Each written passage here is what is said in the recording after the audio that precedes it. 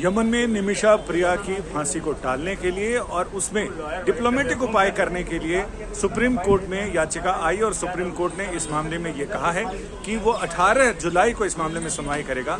लेकिन अभी तक यमनी सरकार ने 16 जुलाई की फांसी की यानी उन्हें सजा देने की तारीख तय की है।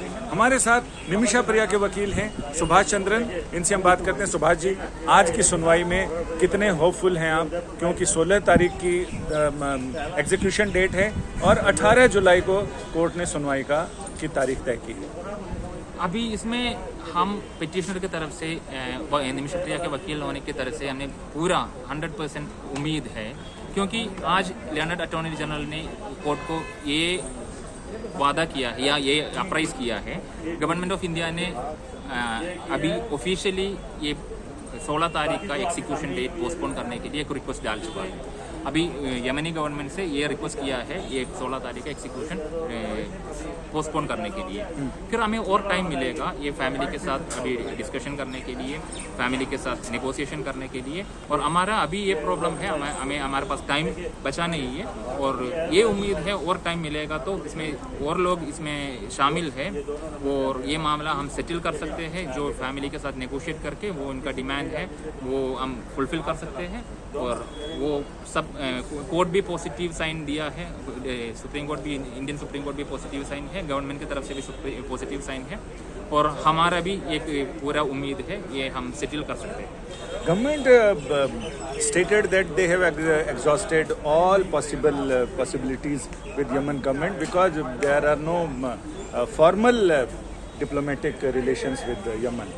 Yeah, exactly. That is our prayer also, because we are before this honorable Supreme Court because of our limitation. There are no Indian government presence there. The ministries, the consulars or the embassies are not functioning in this part of Yemen.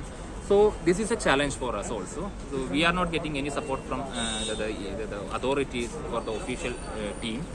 That's why we approached the Honorable Supreme Court, and today the Learned Attorney has informed the court that the government has officially sought a postponement of this execution date, and they are hopeful the government of Yemen will consider that. So then obviously we will get some time, and through that time we can establish some negotiation channels and we can convince the family. Subhash ji, there is a matter of blood money also. Do you want monetary support from the government or only diplomatic support? No, categorically we mentioned since the day one we are informing the court, and today we made the submission before the Honorable Supreme Court also. We don't want a single penny from the government of India's exchequer. We need only the diplomatic intervention for facilitating the negotiation, because we have limitation. There is a travel ban since 2016 and there is no Indian diaspora working there. So this is our challenge, and if the government facilitate the negotiation, if the family agrees to the blood money and whatever amount is demanded by the victim's family, we will raise, the Nimisha Priya International Action Council is ready to raise that as crowd fund and we will transfer it to the victim's family directly. Thank you very much. यानी court इस मामले में 18 जुलाई को सुनवाई करेगा और जो execution की तारीख है यानी मृत्युदंड देने की तारीख है वो 16 जुलाई है। तो कहीं ऐसा ना हो कि हुजूर आते आते बहुत देर कर दी। हालांकि सरकार का कहना है कि वो इनफॉर्मल चैनल्स के थ्रू यमन की सरकार को ये अपनी नेगोशिएशन के लिए ऑफर भेज रहे हैं कि वो एग्जीक्यूशन की तारीख टाल दे, तब तक ये जो ब्लड मनी का प्रावधान है उसका इंतजाम किया जा सके। संजय शर्मा, दिल्ली आज तक।